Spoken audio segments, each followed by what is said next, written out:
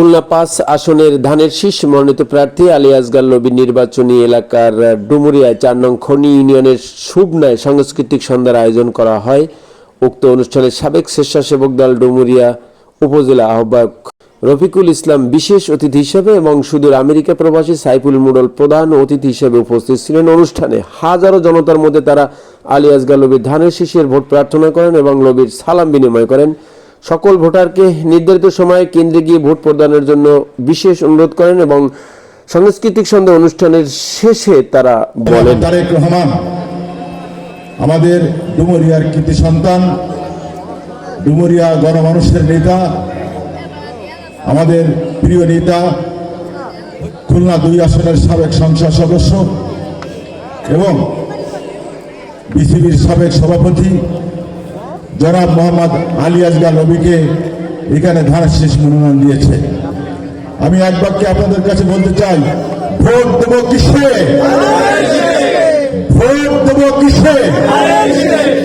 নির্বাচন পরিচালনা কমিটি মোল্লা মোশাররফ হোসেন মফিজ ভাইকে আসার কথা ছিল, কিন্তু শারীরিক অসুস্থতার কারণে উনি আসতে পারেন না। সেজন্য আমরা আপনাদের কাছ থেকে ক্ষমা চেয়ে নিচ্ছি।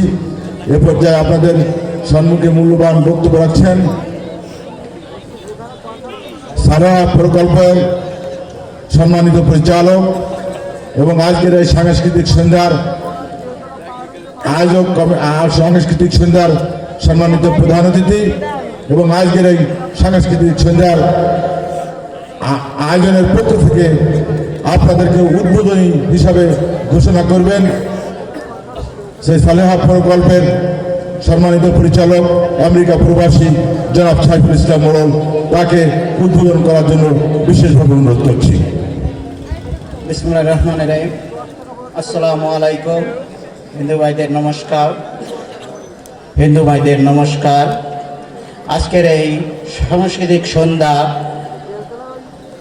আয়োজিত এই অনুষ্ঠান পরিচালনার জন্য গোনালী মাঠ কমিটির পক্ষ থেকে সবাইকে ধন্যবাদ জানাই এবং যারা এই আয়োজন করছে গোনালীবাসী সবাইকে শুভেচ্ছা অভিনন্দন জানাই।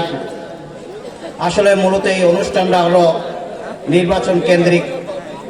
আলী আসগার নবী ভাইয়ের নির্বাচনী উপলক্ষে আমরা এই সন্ধ্যা আয়োজন করছি। আমরা আলী আসগার নবী ভাইয়ের জন্য ধানের শীষে 12 তারিখে সবাই সকাল থেকে সন্ধ্যা পর্যন্ত ভোট দেব এবং আলী আসগার নবীকে আমরা যাতে জয়যুক্ত করে সংসদে পাঠাইতে পারি, আমরা সেই কাজ একসঙ্গে সবাই মিলে কাজ করব এবং খনিয়া থেকে আমরা বিপুল ভোটে আলী আসগার নবীকে ইনশাল্লাহ জয়যুক্ত করব। আর আজকের এই সাংস্কৃতিক সন্ধ্যার শুভ উদ্বোধন ঘোষণা করছি। এবং সর্বোপরি আলিম ভাই যেহেতু খুলনা থেকে আমাদের এখানে আসছে, সবাই আলিম ভাইয়ের জন্য একটা করতালি দিয়েই আমরা অনুষ্ঠান শুরু করতে চাই। সকলকে ধন্যবাদ। বাংলাদেশ